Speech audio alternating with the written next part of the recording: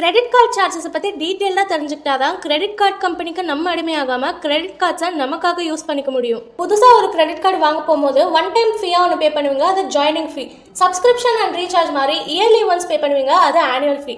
இது ரெண்டுமே சில கிரெடிட் கார்ட்ஸில் இருக்காது. நீங்கள் ரேராக கிரெடிட் கார்ட்ஸ் யூஸ் பண்ணுறவங்களா இருந்தால் அந்த மாதிரி கிரெடிட் கார்ட்ஸ் சூஸ் பண்ணுறது பெட்டர்.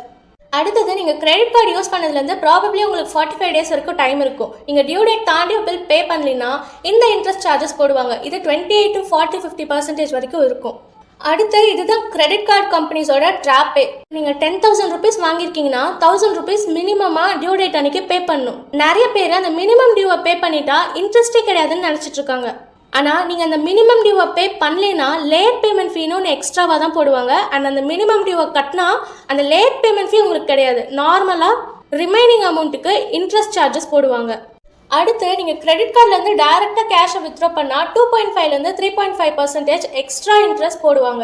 அடுத்து, ஃபாரின் டிரான்சாக்ஷன்ஸ்க்கும் சர்டன் பர்சன்டேஜ் எக்ஸ்ட்ரா சார்ஜஸ் போடுவாங்க. எல்லா கார்ட்ஸ்க்கும் ஒரு லிமிட் இருக்குது. அந்த லிமிட்டை தாண்டி பர்ச்சேஸ் பண்ணால் ஓவர் லிமிட் சார்ஜஸ் போடுவாங்க. அடுத்து, ரீசெண்ட் டைம்ஸில் எல்லாரும் யூஸ் பண்ணிட்டு இருக்க இந்த இஎம்ஐ கன்வர்ஷன் ஃபெசிலிட்டிஸ்க்கும் சார்ஜ் போடுவாங்க. ஸோ இந்த சார்ஜஸ்லாம் எப்படி அவாய்ட் பண்ணுறது, ப்ராக்டிக்கலாக எப்படி கிரெடிட் கார்டை ஃப்ரீயாக யூஸ் பண்ணுறதுன்றதை அடுத்த ஷார்ட்ஸில் போடுறேன். அதெல்லாம் மிஸ் பண்ணாமல் இருக்கணும்னா ஃபாலோ பண்ணிக்கோங்க.